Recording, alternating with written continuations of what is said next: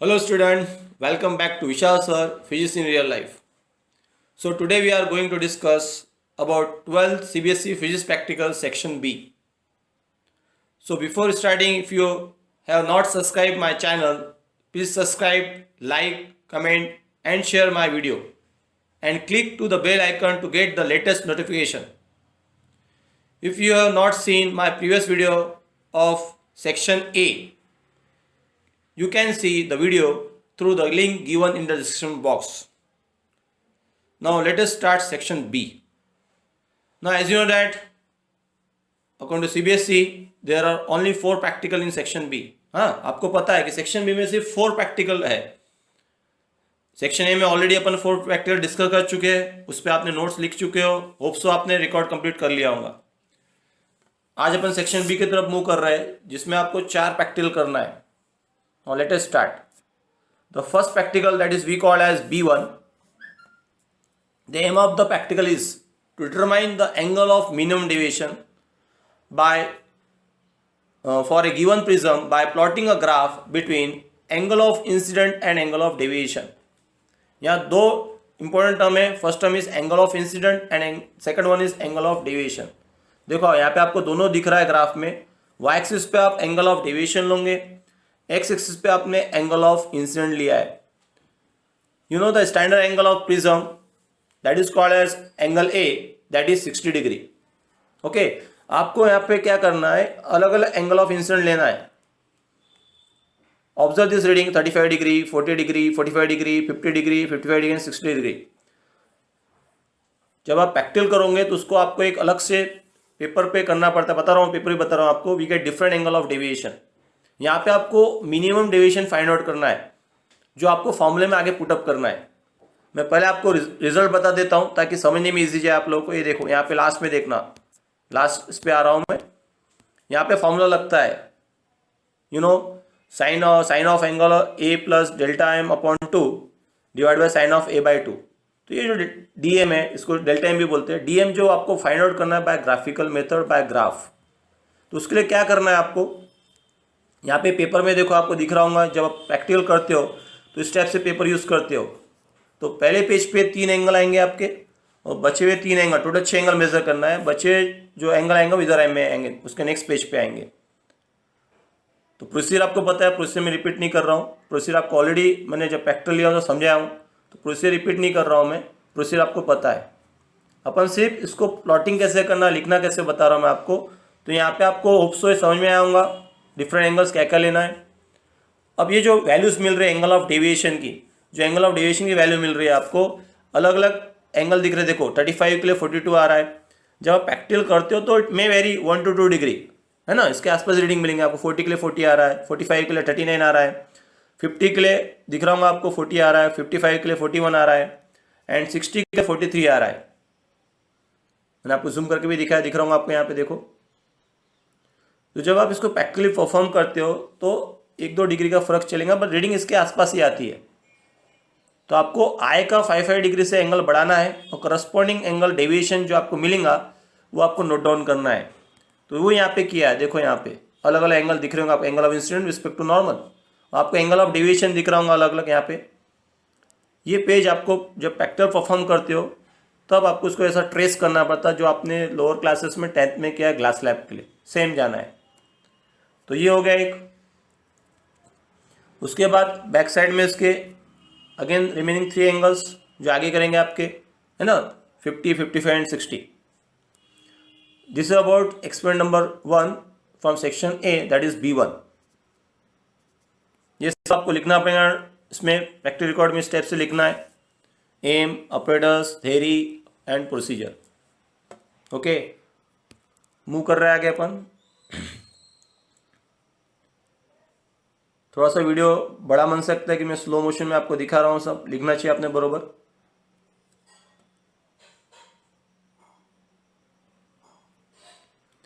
ये अब calculation part पे आ गए अपन. ऑलरेडी मैं पहले बताया आपको. तो यू नो, जब आप रिफ्रैक्टिव इंडेक्स निकालते अदर देन एयर, है ना, एनी सॉलिड मटेरियल निकालते हो, it should be more than 1. तो यहाँ पे अप्रोक्सीमेटली दिख रहा हूँ आपका आंसर 1.532 आया. देखो वहाँ पे 1.532 आया. Which is more than 1, air के लिए 1 आता है, इट इज मोर देन 1। इसमें आपको साइन 30 डिग्री का काम पड़ेगा, साइन 30 डिग्री इज 1/2, वो आपने यहाँ पे मेजर किया है, वो आपको रिजल्ट में लिखना है। देन प्रिकॉशन एंड लास्ट में प्रिकॉशन लिख के एंड हो जाएगा। होप सो आपको section A clear, section B1 clear हो गया होगा। Now we move toward section B of second experiment. Same चलना है यहाँ पे भी। यहाँ क्या करना है, to determine the refractive index of glass slab using a travelling microscope. Instead of prism आपको यहाँ पे ग्लास स्लैब यूज करना है, और मेथड में आपको ट्रैवलिंग माइक्रोस्कोप यूज करना है। तो इसमें भी आपको जो रीडिंग लेना है 1 बाय 1 बता रहा हूँ मैं। ये हो गया aim, operators, theory, you know the formula of refractive index, real depth upon apparent depth. यहाँ पे देखो 3 पॉइंट दिख रहे होंगे। पी पॉइंट मैं शॉर्ट में समझा रहा हूँ, ऑलरेडी प्रैक्टिकल अपन ने किए है। पी पॉइंट, P1 पॉइंट दिख रहा होगा, देखो वहाँ पे आपको P1 point, P1 and S। ऐसे आपको ट्रैवलिंग माइक्रोस्कोप को वर्टिकली 3 पॉइंट पे फोकस करना पड़ता है। जब आप प्रैक्टिकल किए हो आपको समझाया मैंने कैसे करना है। P सबसे लोअर पॉइंट रहेगा, P1 उसके अंदर का पॉइंट रहेगा जिसको अपरेंट बोलते हैं अपन, और S अपर रहता है जब अपन पाउडर स्प्रेड करते हैं, वो अपन देखेंगे 1 बाय 1। ये हो गया उसका ऑब्जर्वेशन टेबल।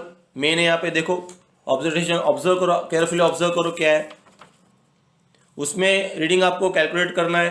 3 केसेस है यहाँ पे, है ना, 3 पॉइंट है, दिख रहे होंगे आपको यहाँ पे। तो यहाँ पे इसको थोड़ा जूमिंग करके दिखाता हूँ मैं आप लोगों को। ये देखो यहाँ पे cross mark without glass slab, cross mark with glass slab. इसको symbolically R1, R2 and R3 बोला जाता है। विद हेल्प ऑफ पाउडर, जो अपन सिंपल पाउडर यूज करते हैं उसके ऊपर ग्लास स्लैब के ऊपर अपर सरफेस पे डालना पड़ता है, जो आपको R3 देता है।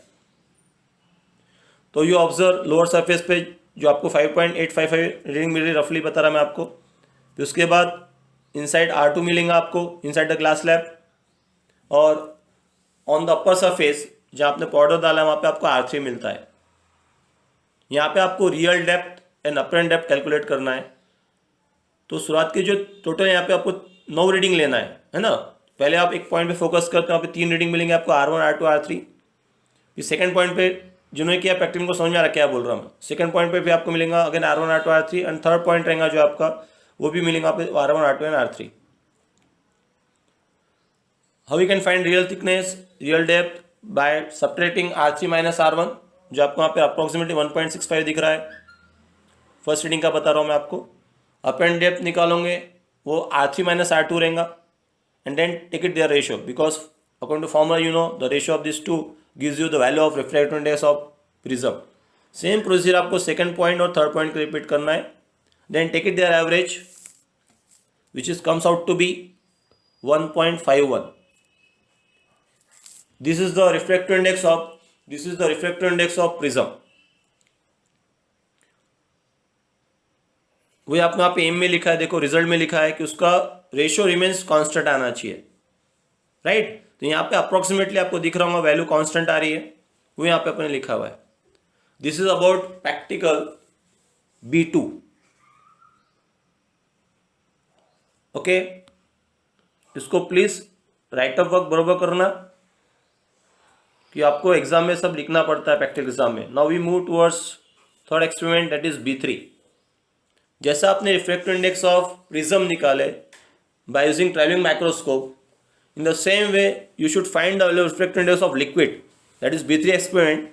The aim of that experiment is to find the refractive index of a liquid by using convex lens and plane mirror. आपको convex lens, you know convex lens पढ़े होंगे आप लोगों ने, कॉन्वेक्स लेंस यूज करना है, एक प्लेन मिरर यूज करना है। मैंने जब प्रैक्टिकल परफॉर्म किया था तो वहाँ पे आपको मैंने दिखाया था what is convex lens, what is plane mirror. Plane mirror तो आपने घर में भी देखी हो। Convex lens nothing but magnifying lens, बताऊंगा आपको। तो जैसे प्रीवियस प्रैक्टिकल में आपको R1, R2, R3 मिले, 3 R मिले, वैसे यहाँ पे आपको 3 F मिलने वाले। F then F1 and then F2। बताता हूँ वन बाय वन कैसे। ये अपरेटस हो गया, ये उसका डायग्राम है जो आपको दिख रहा होगा। मैंने जब प्रैक्टिकल समझाया था, मैंने खुद ने इंस्ट्रूमेंट बनाया हुआ, आपको इसका दिखाया भी मैंने आपको कैसा वर्क करता है वो। या मैंने रेडीमेड इंस्ट्रूमेंट नहीं यूज़ किया था, याद होगा तो मैंने बताया आपको। ये होगी इसकी प्रोसीजर। तो अपन रीडिंग ऑब्जर्वेशन तक बढ़ते हैं आगे। तो आपको यहाँ पे रेडियस ऑफ कर्वेचर काम पड़ेगा, जो आपको ऑलरेडी एग्जाम के टाइम पे गिवन रहेगा। कैपिटल आर की वैल्यू फॉर्मूला में लगता है कैपिटल आर, वो आपको गिवन रहेगा, जो अपने लिया है मेजरमेंट करके, वो 17.08 सेंटीमीटर में आया है, दिख रहा होगा आपको स्क्रीन पे। अब यहाँ पे आपको 3 F निकालने हैं वन बाय वन। तो पहले इसमें देखिए 2 रीडिंग लेना है, एक विदाउट लिक्विड, एक विद लिक्विड, है ना। तो पहले आता है आपका विदाउट लिक्विड, मतलब लेंस और मिरर के बीच में लिक्विड नहीं रहेगा, विदाउट लिक्विड। अब पूरा प्रैक्टिकल इस पर समझाना पॉसिबल नहीं है, जिन्होंने परफॉर्म किया उनको पता है क्या कर रहे हैं अपन। तो पहले रीडिंग आएंगी फ्रॉम द लेंस सरफेस, 14.7 दिख रही होंगी आपको। दूसरी आएंगी फ्रॉम द प्लेन मिरर, है ना। अब in that is first one is called as x1 and second one is called as x2। We take it their average. तो जब 14 और 16 का एवरेज निकालोगे तो जो मिडल टर्म आएंगे आपके 15 के पास आसपास आएंगी। तो 15.6 सेंटीमीटर मिला आपको। तो ये हो गया without liquid, this is called as F1। तो ये focal length of that lens which we use, convex lens की फोकल लेंथ होगी F1। बाद में insert the liquid in between them, उससे आपसे रीडिंग मिलेंगे आपको again same, take it their average. वो देंगे आपको F2 नहीं देंगे, आपको F देंगे, ध्यान रखना। F जो है फोकल लेंथ है, किसकी है, convex lens plus liquid. But आपको इन दोनों का नहीं चाहिए, आपको लिक्विड का चाहिए, that is called as F2। तो वी नो जब लेंस फॉर्मेशन होता है दो लेंस, उसका फॉर्मूला आपको पता है, 1/f should be equal to 1/f1 plus 1/f2। वही प्रॉब्लम को यहाँ पे अपने मॉडिफाई करके लाया है। तो थ्योरी में होता है, फॉर्मूला पता है आपको, F2 should be equal to F1 into F upon F minus F1। Values put up करो तो उसका आंसर आएगा F2 का 44 सेंटीमीटर। ये focal length of that liquid हो गया है, जिसका आपको रिफ्रैक्टिव इंडेक्स निकालना है। लास्ट स्टेप बची है, you no refractive index formula 1 plus R/F2, वो अपन ने पुटअप किया है, यहाँ पे दिख रहा होगा आपको। तो वैल्यूज R पता था, गिवन था आपको 17.08 अपॉन F2 वैल्यू आ गई 44। अगर आप उसको कैलकुलेट करते तो 1 प्लस 0.38 आएगा, कैलकुलेट करो 1.38। देखिए यहाँ पे रिफ्रैक्टिव इंडेक्स ऑफ लिक्विड कम आया एज कंपेयर टू प्रिज्म, है ना। प्रिज्म से कम आया, उसका एयर से ज़्यादा आया। तो ये हो गया उसका रिफ्रैक्टिव इंडेक्स। इसका आप थ्योरेटिकल पार्ट देख लीजिए, लिख लेना।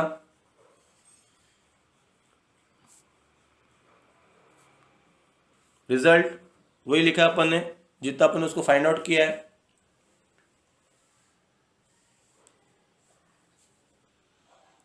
तो आप होप्स आपको समझ में आ रहा होगा। मैं अपने साइड से जितनी हेल्प कर सकता हूं उतना कर रहा हूं। ये आप लोगों के लिए चैनल बनाया गया है, Vishal sir physics in real life. तो प्लीज सब्सक्राइब। इसके बाद मैं एक्टिविटी का वीडियो डालने वाला हूं। ये हो गया आपका experiment number B3। Now we move B4। अभी आपने 3 एक्सपेरिमेंट देखे, B1, B2, B3 लाइट के रिलेटेड थे। Now B4 is related to electricity.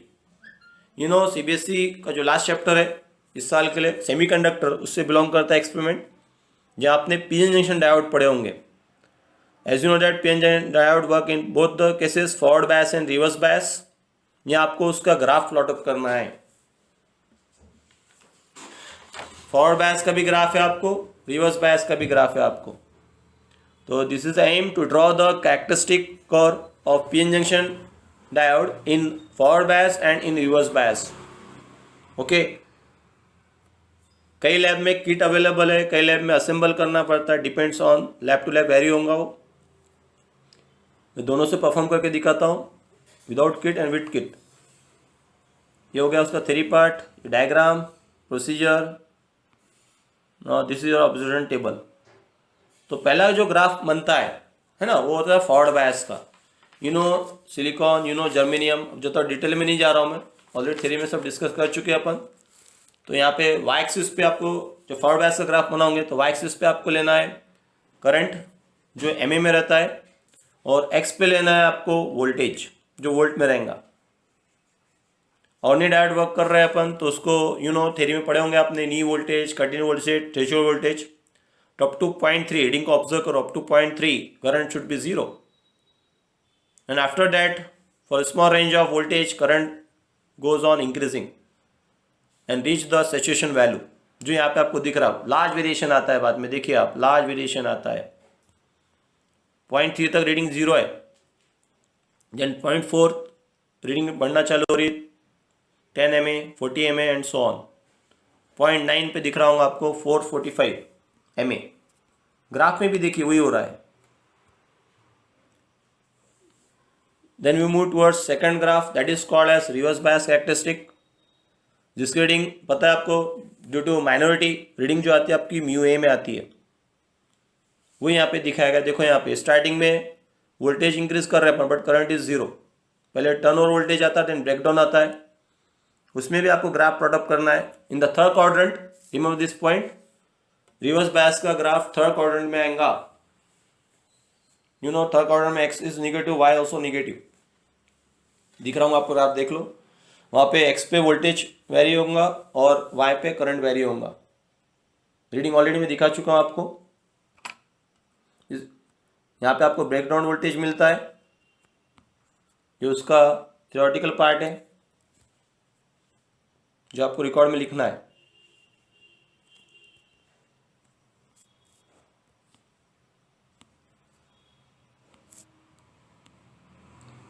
Then result में उसकी वैल्यू कैलकुलेट करके दिखाइए फ्रॉम द ग्राफ, वो सब करना है आप लोगों को।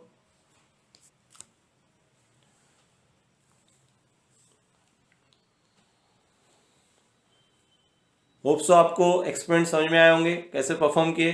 इसके बाद में नेक्स्ट इसमें वीडियो में एक्टिविटी डालने वाला हूँ। ऑलरेडी फर्स्ट वीडियो में बताया था आपको, there are total 6 activities, 3 from section A and 3 from section B,